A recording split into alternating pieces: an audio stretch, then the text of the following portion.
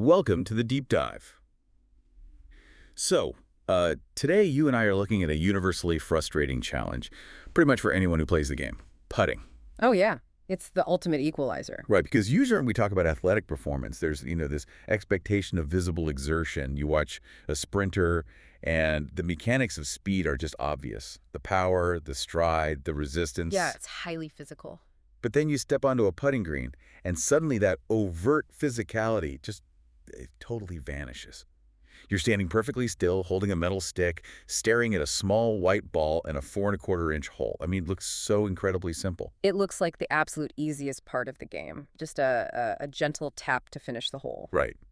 But then you actually try to execute it, and the green becomes this landscape of optical illusions and invisible forces. It drives players crazy. Yeah, completely crazy. And that is exactly our mission today. In this deep dive into your sources, we are completely deconstructing length control in putting. Which is so needed. Yeah.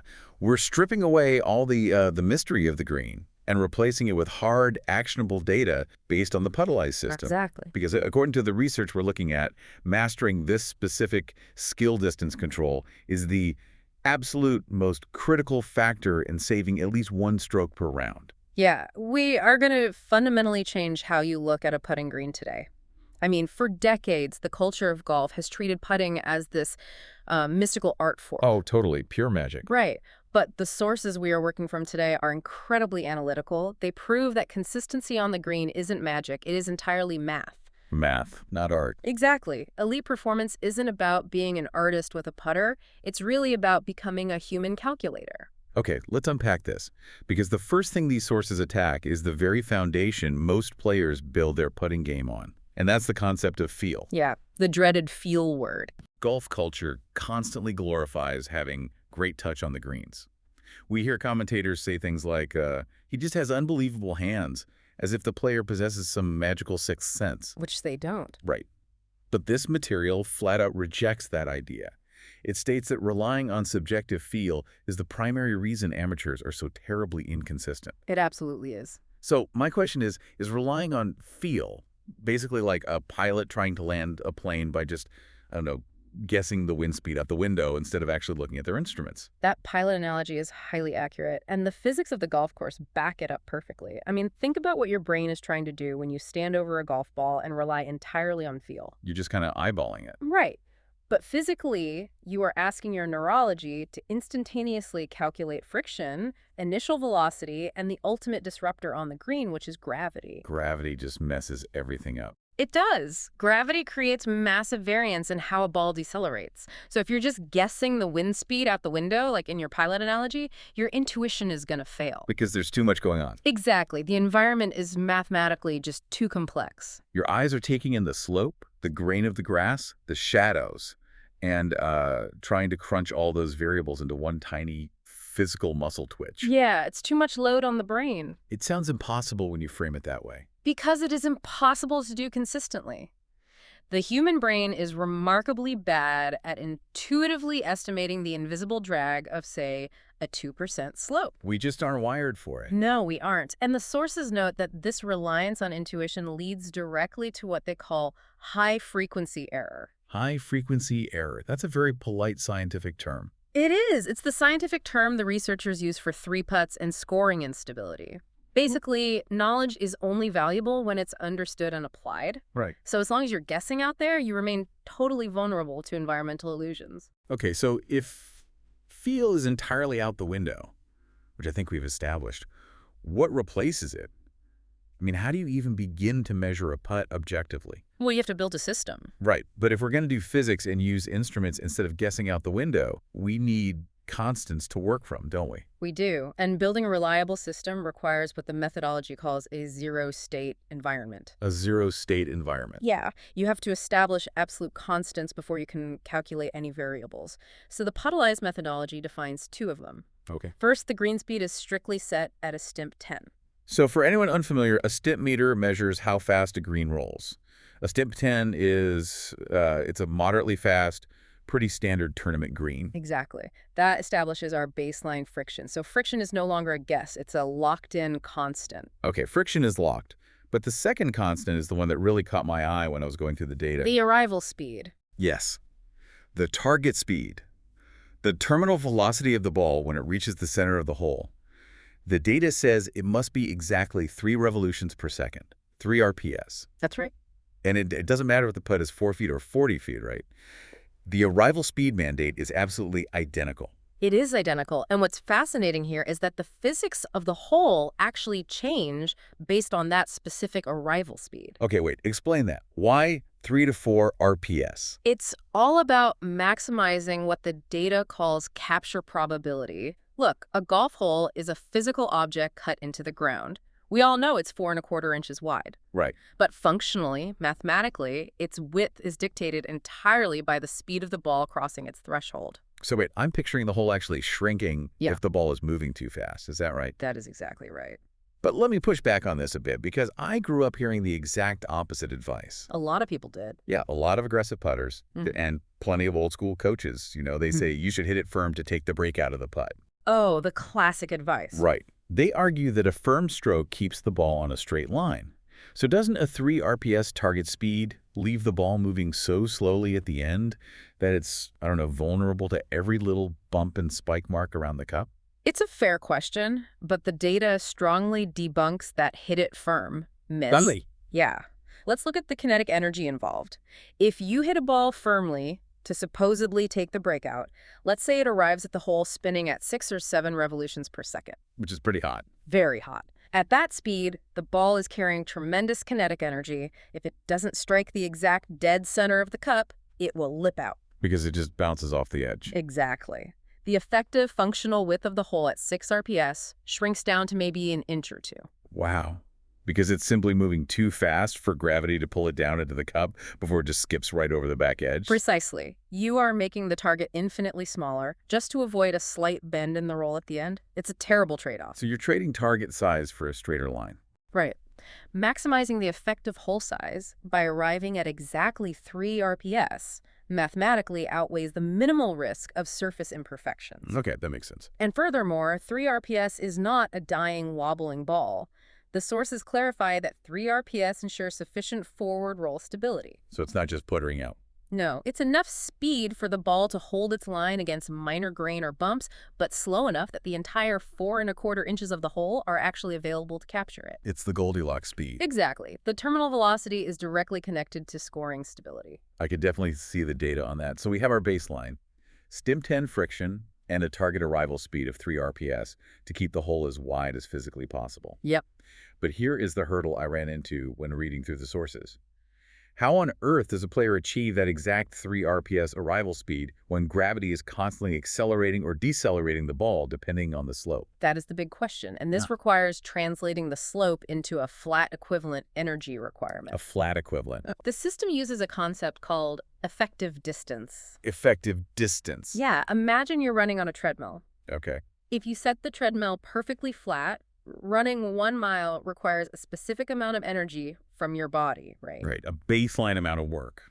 But if you set that treadmill to a steep incline, running that exact same 1 mile suddenly feels like running 1.5 miles. Oh, absolutely. Your legs are burning. Exactly. The visual distance you traveled on the display is identical. It's still 1 mile. But the engine work, the energy output required from your body is totally different. That treadmill analogy makes perfect sense. So it's like the visual distance is just an illusion. The incline dictates the actual work. You nailed it. The Puttalyze system mathematically converts any physical incline or decline on a putting green into its equivalent distance on a perfectly flat surface. So you're calculating the flat treadmill equivalent of putt. Yes. It completely removes the cognitive load of guessing. You figure out the flat equivalent energy required, and you execute that specific stroke, completely ignoring what your eyes are telling you about the physical distance. So let's walk through the specific case studies from the sources to see how this plays out mathematically, because this really helps ground it. Sure. Let's take an 18-foot putt on a 2.5% uphill slope. Okay, so a standard uphill putt. Right. The visual perception says hit it 18 feet. But the physics engine says you have a gravitational energy deficit. Gravity's actively pulling the ball back towards you. Exactly. So the system calculates the effective distance as 24.24 feet. Which means it requires roughly 35% more energy than a flat putt. 35%. Yeah. You have to completely ignore the physical hole located 18 feet away, and execute a stroke perfectly calibrated for a flat 24-foot putt. That is a massive difference. And then we look at the downhill case study. Right, the opposite scenario. Same exact visual distance, 18 feet. But this is a 2.5% downhill slope. Now, gravity is an additional acceleration source. It's helping the ball along. Right, so the effective distance drops all the way down to 12.75 feet. You need 30% less energy. Exactly. So you have to execute a stroke for a roughly 13-foot flat putt to get the ball to travel 18 feet and arrive at that optimal 3 RPS. The energy mandates are just drastically different, even though the putts look absolutely identical in length. But the miss signatures the data provides for those two putts, this is where the physics really trip me up. Oh, the miss signatures are fascinating. Yeah. For the uphill putt, if you execute perfectly for 3 RPS, the expected miss signature, like if the ball doesn't drop into the cup, is 0.38 feet past the hole. Right, about 4.5 inches. But on the downhill putt, Yeah. even if it arrives at the exact same 3 RPS, the expected miss signature is 0.74 feet past the hole. That's nearly double the distance. Why does the downhill miss roll out twice as far, even if both balls hit the front of the cup at the exact same speed? I mean, 3 RPS is 3 RPS, right? It is, but you have to connect this to the bigger picture of planetary physics. Think about the forces acting on the ball the exact moment it passes the hole. Okay. On the uphill putt, gravity is a constant, unrelenting braking force. The second the ball passes the cup, gravity is aggressively fighting its forward momentum. Right, it's pulling it back down the hill. Exactly. It drags it to a halt very quickly, stopping it just 0.38 feet away. So the brakes are on the entire time. The ball literally wants to roll back down to your feet. Precisely. But on the downhill putt, gravity is an accelerator.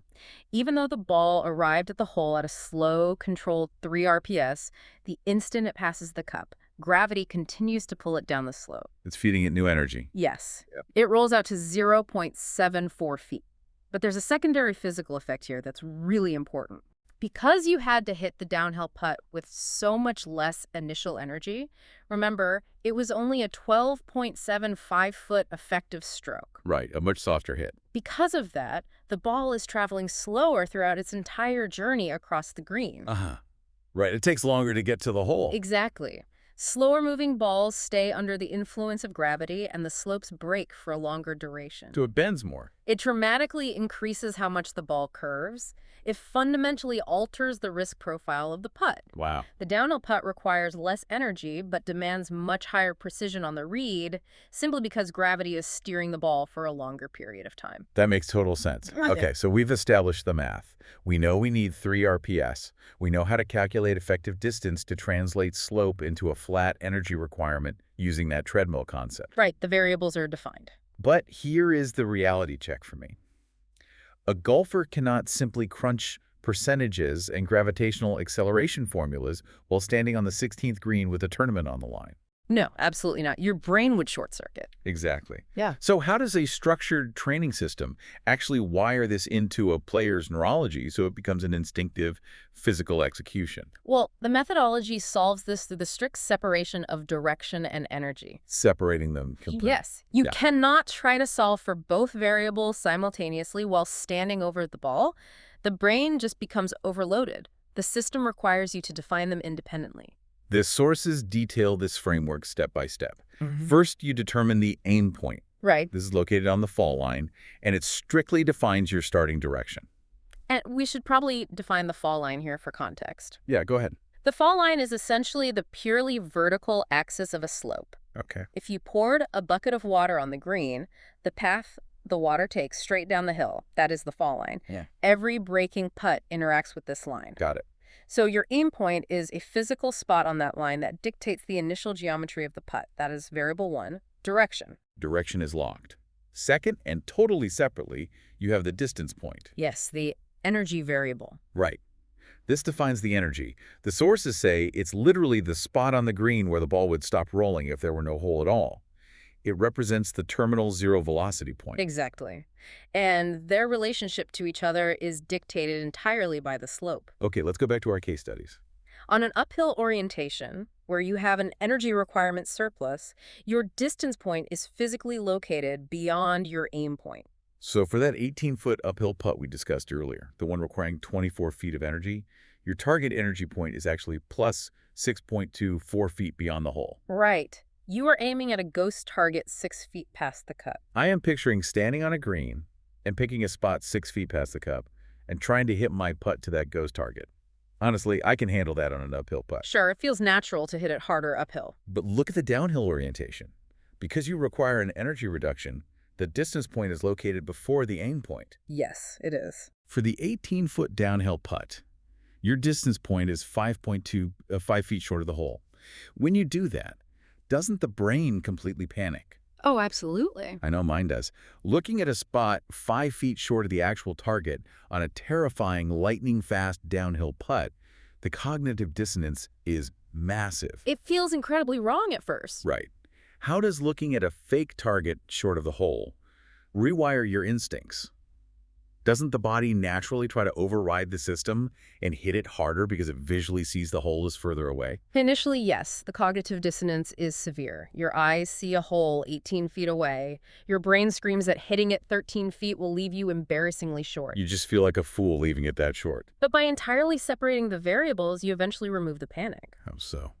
Well, when you rely on subjective feel for a fast downhill putt, your brain is flooded with anxiety because it's guessing.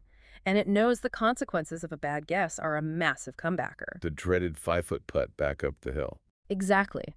By giving the brain a precise, mathematically calculated distance point, you replace that anxiety with a high-precision decision model. So you're giving the brain a concrete, solvable task rather than a vague fear of the slope. You define the aim point for direction, you define the distance point for energy, and then you simply execute the stroke to the effective distance. You just trust the math. Right.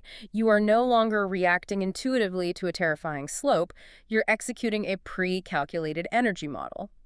But to answer your question about the body trying to override the system, this is why the sources emphasize the 5 one-hour sessions of independent practice. Yeah, they were very strict about that. You cannot just read about this and do it on the course. You have to train it.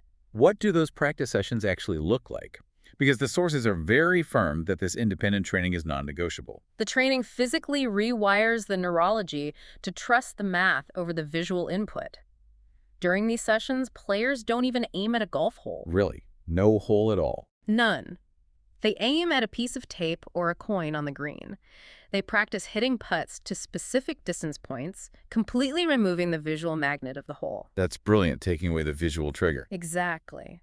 They repeatedly execute an uphill 24-foot stroke and watch it travel exactly 18 physical feet.